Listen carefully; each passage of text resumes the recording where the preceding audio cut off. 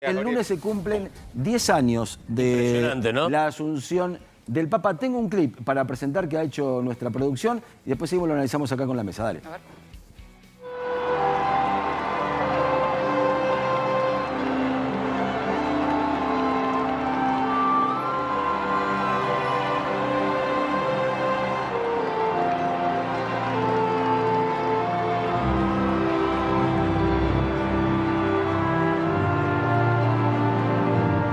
Habemus Papa,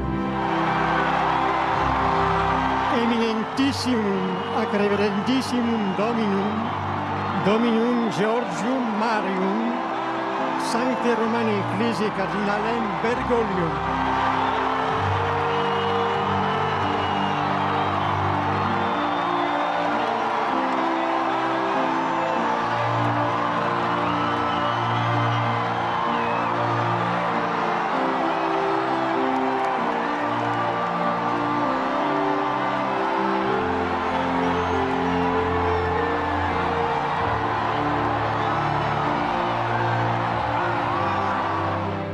Fratelli e sorelle, buonasera. Vorrei dare la benedizione, ma prima vi chiedo un favore. Prima che il Vescovo benedica il popolo, vi chiedo che voi pregate al Signore perché mi benedica la preghiera del popolo, chiedendo la benedizione per il suo Vescovo.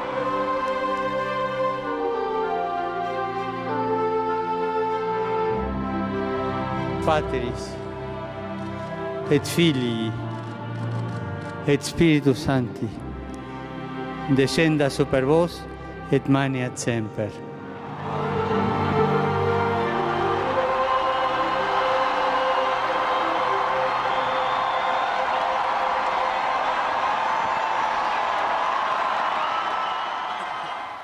Qué lindo. Me acuerdo, yo estuve en ese lugar. Después vamos a hacer un resumen de cómo lo veíamos nosotros ahí, pero quiero ir con el profe. Este Papa cambió de alguna u otra manera la historia del catolicismo por cómo venía justamente el tema de los papas y bueno, fue en el Vaticano, ¿no? ¿Quién fue, te pregunto, qué fue? Fue Gonza el desembarco de Bergoglio como Papa. ¿Qué significó? Sí. Fue el primer Papa no europeo en 700 años o algo por el estilo. Sí. Impresionante, porque había habido en la antigüedad un papa sirio, de origen sirio, cuando Medio Oriente era el centro de la religión cristiana. Después se hizo toda esa zona musulmana, ¿no? Mayoritariamente. Sí.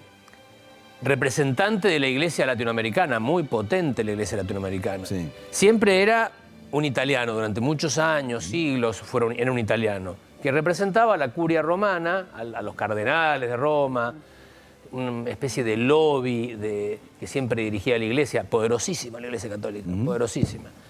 La iglesia latinoamericana, argentinos, brasileños, mexicanos, tal vez una de las iglesias más populosas en cuanto a cantidad de gente, pero relegada en cantidad de cardenales electores. Viste que al Papa lo eligen los cardenales reunidos en cónclave, y allí votan. ¿Y cómo se eligen los cardenales? ¿Cuántos cardenales hay? No es proporcional a los fieles. No. Tiene que ver con otros criterios, con mucha negociación. Sí. Entonces, la iglesia latinoamericana reclamaba lugar, y encontró en Bergoglio, el arzobispo de Buenos Aires, un buen interlocutor, un buen representante.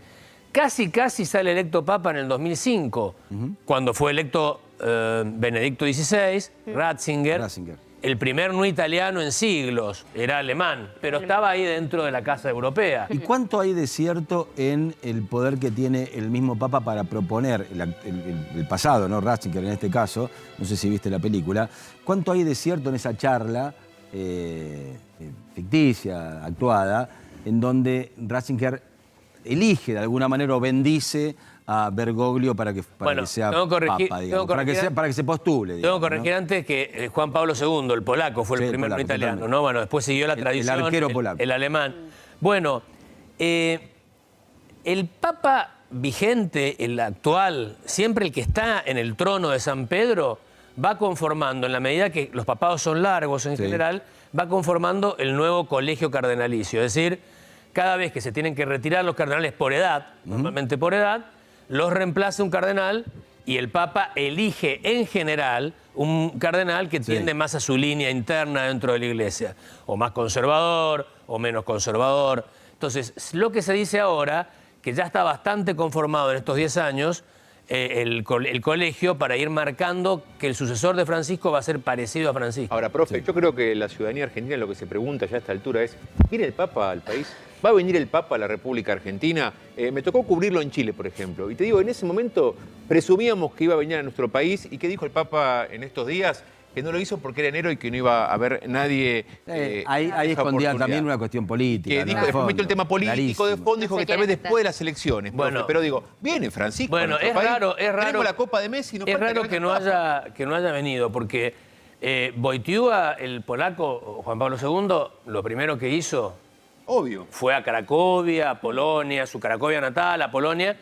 También es cierto que tenía un destino político eso, porque estaba empujando al comunismo fuera de Polonia, junto con Reagan, la Thatcher, se armó toda una coalición ahí que tuvo mucho que ver el Papa polaco en la caída del comunismo. Lo que tiene el Papa, siendo argentino, es que, es lo que vos decías en este momento, no es un papado de 4 años, no es como un periodo presidencial. Generalmente el Papa, obviamente, ocupa varios periodos presidenciales. Claro. Y como en Argentina, básicamente, el periodo presidencial no es de 4 años, sino que ocupa un periodo electivo cada 2 años, lo que no quiere, y lo veíamos en una nota hace poco que le daba Infobae, no quiere que lo usen políticamente. Claro. Y para usarse políticamente un papa acá en Argentina, casi que no tiene tiempo, básicamente, Muy porque buena, no es cada 4 años. Muy buena Aparte hay una entrevista. grieta Es cada 1 año y medio, Claro. casi, porque las elecciones no son solamente para elegir presidente, sino también para elegir legisladores. Muy buena entrevista de Daniel Haddad esa Sí, claro.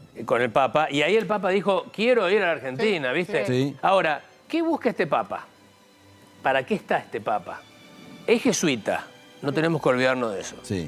Los jesuitas son una rama, una congregación bastante especial dentro de la Iglesia Católica, muy inteligentes, muy planificadores, y se asignaron como tarea hace siglos evangelizar un área del mundo que no está muy evangelizada para el cristianismo, que es Oriente. China, Corea, Japón, sobre todo China. Un jesuita hace siglos, Matteo Ricci, logró llegar, entrar y ocupar un lugar en la corte del emperador chino. Y estuvo a punto, muy cerquita de convertir al emperador chino, como se había convertido el emperador romano siglos atrás, lo que le cambió la historia de la Iglesia para siempre. Claro. El cristianismo se hizo enorme y potente cuando el emperador romano se volvió cristiano. Y lo, Cuando y lo que tiene este bueno, papa... casi conquistan China. Te cuento y déjame que termine. Bergoglio, cuando era joven, su tarea, su misión en el mundo, su sueño era ser misionero en Japón. Se postuló, se enfermó del pulmón, le sacaron medio pulmón y lo mandaron, lo dejaron acá en Buenos Aires, no lo dejaron salir. Fue a Chile a hacer una... Entonces, él tiene como jesuita y particularmente esa tarea. Y esa tarea, bien o mal, muchos la critican, se está cumpliendo. Ha logrado firmar un acuerdo con el Partido Comunista Chino Totalmente. para que la Iglesia Católica pueda funcionar con algún guiño al gobierno chino, si no, no se puede, que es los obispos los propone el Papa y los veta el partido. No sé, hay una serie de cosas que otras iglesias dicen se entregó al comunismo chino, pero el largo plazo de la idea de los jesuitas de ir entrando en China, un 20% de la humanidad que no tiene religión. Después lo vamos a Sí, no analizar tiene un religión. poquito, pero vos fijate cómo Argentina, ¿sí?, auspicia de fusible en el catolicismo a nivel mundial. ¿Por qué? El Papa es argentino. Messi es un tipo conocido a nivel mundial. Este momento, ¿sí?, con Argentina campeón y un Papa argentino, vos imagínate cómo entra hoy el Papa siendo argentino a Bangladesh, ¿sí? Claro. Donde sabemos qué es lo que ha pasado en Bangladesh con Messi. Se reabrió hasta una embajada. Sí, Fíjate a nivel político lo que ha producido este pibe. Sí, sí, sí. Y lo que ha producido el campeonato argentino. Se reabrió una embajada argentina en un lugar como Bangladesh, ¿sí? La mayor hinchada en Qatar fue casi bengalí en un comienzo. Entonces imagínate, un papa argentino, con un equipo campeón argentino, con un Messi conocido a nivel mundial, ¿cómo cae? ¿Cómo entra en Japón? Bueno, Es para analizarlo, además, y me parece que estratégicamente tiene un poquito más de potencia siendo argentino, ¿no? Y aparte, ¿sabes qué, profe? Y después seguimos, nos vamos a ver un informe que tenés ahí en la pantalla. Me parece que es un papa con onda. Es un papa con onda, es un papa relajado. Es un papa más canchero. Ahora, es un papa más humano. Papa más alemán, muy más formal. Es un muy papa más estructurado. argentino. Esta es la Basílica de San Pedro. El Vaticano, mira, tiene 44 hectáreas. 44. 44 hectáreas. Es un pequeño barrio, no, es un barrio cerrado del conurbano. Buenos Aires, del Gran zona Buenos Aires, norte, sí. ponele. Ponele, sí. 44 hectáreas. La mayoría jardines Sí. muy lindos. El edificio central, sin duda, del siglo XVI es la Basílica de San Pedro. Impresionante, Miguel Ángel, Sí. una cosa increíble. Esa plaza la conoces bien. Totalmente. Los papas normalmente vivían en este palacio, que es los palacios apostólicos. Unos palacios dignos de un rey. Sí. Porque el papa era el príncipe, el rey de todo el centro de Italia. Después lo confinaron a los papas Sí. al Vaticano cuando se armó el Reino de Italia. A mí me llevaron por acá, estuve caminando por acá adentro, Claro. unos lugares impresionantes, con unas salas increíbles, Todos con mármol, frescos. todos con frescos impresionantes. Bueno, la Capilla Sixtina, pero que Todo, está la Capilla del otro Sixtina lado. está acá, Ahí por está. acá. Y digo, che, ¿por qué está vacío esto acá?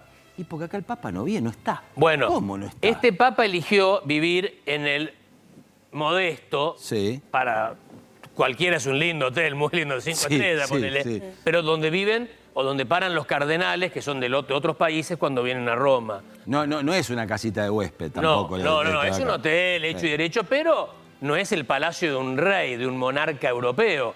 Esto es equivalente a donde vive Máxima Holanda o la reina de Inglaterra, Sí. un poco más chico, pero Sí. impresionante. Decidió vivir ahí. Ahora, recién decíamos, ¿qué quiere el Papa Francisco? ¿Cuál es? Sí. Vos cuando recorres los jardines vaticanos, si lo haces con un guía adecuado que te va mostrando la historia, es impresionante algo, que es, hay cerca de más de 460 papas en la historia, ¿no? Sí. Impresionante. Sí. Pensá que son 2000 años, Obvio. 2100, 2030 años de historia. Cada papa tiene un pequeño monumento. Y en ese monumento hay un pequeño cartel con lo que ese papa le aportó a la iglesia, a la historia universal. Ok.